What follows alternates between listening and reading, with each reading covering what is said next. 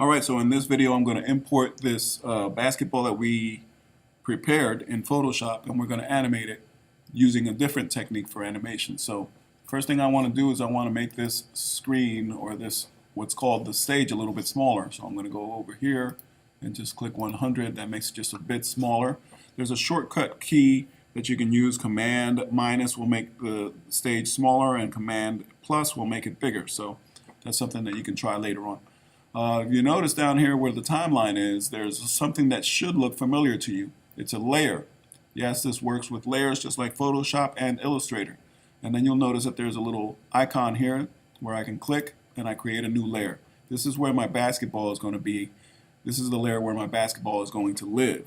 So I'm going to go ahead and bring in this basketball. I'm going to go to File, Import, and you'll notice there's several different options for import, but I'm just going to select the one that says Import to Stage.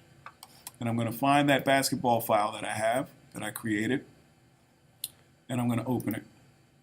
You'll notice that it's nice and big, and I really don't want it that big. I want it to be able to be a ball that my stick figure can handle. So I'm going to go over here to where the tools are, and I'm going to select this tool, which is the Free Transform tool. What is that? That's basically the same thing as if I hit that Apple T or Command T on my keyboard. You know, when we work in Photoshop and we bring in a picture and we need to make it smaller or bigger or maybe even rotate it, this is the same exact function. It's called the Free Transform tool. So if I hold down my Shift key, like we always should, I can pull from the corners and I can make that ball into a size that my stick figure is going to be able to work with. Okay?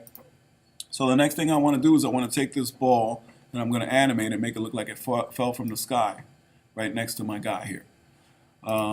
So I'm going to take it, and the reason I made this a little bit smaller earlier was because you can actually utilize this space outside of the stage being this white block here, but this gray area, I can utilize it, and I want this ball to look like it came from the sky here, like it just dropped in from the sky.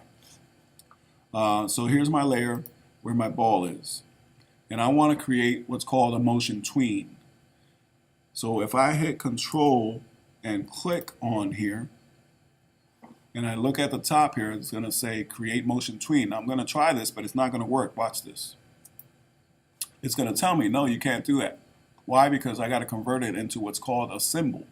In Flash, most of the things that you're going to be using that are going to be animated have to be a symbol. I'm going to go ahead and click cancel on there because I want to show you how to do this manually. If I click on the basketball, hold down the control button and click, then I go down to where it says convert symbol, then I can go ahead and name this basketball 1, and I can make sure that I have a control as to what kind of a symbol I want it to be. In this case, I want it to be a graphic. I don't want it to be a movie clip, and I don't want it to be a button. That's something that we'll use later on in another project, but for today, we want it to be a graphic. And this registration thing, just make sure that the one in the center is selected, and we can work with that in some other future project as well, but not today. So what we're going to do is we're going to make this ball fall down from the sky, and it's going to bounce a couple of times right here where my guy is.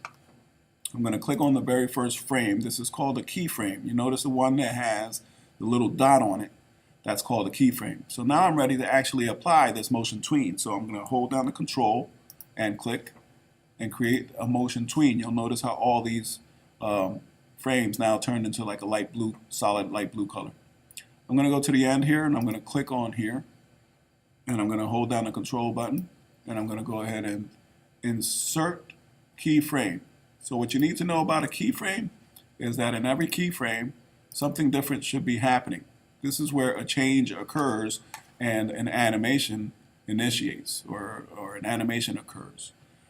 So I want this ball to fall from the sky. So if I bring it down from where it was, now that I'm on this other frame that I created, this keyframe, I'll bring it down to here to where his feet are. You'll notice that it creates this line right here, and that's basically indicating that there's a path that is created. There's a beginning point and an end point. And in the beginning, the ball's there at the top, and in the end, this other keyframe that I made, the ball's at the bottom. Right? So if I play it, it actually moves down and it's animated. So that's how you create a motion tween animation.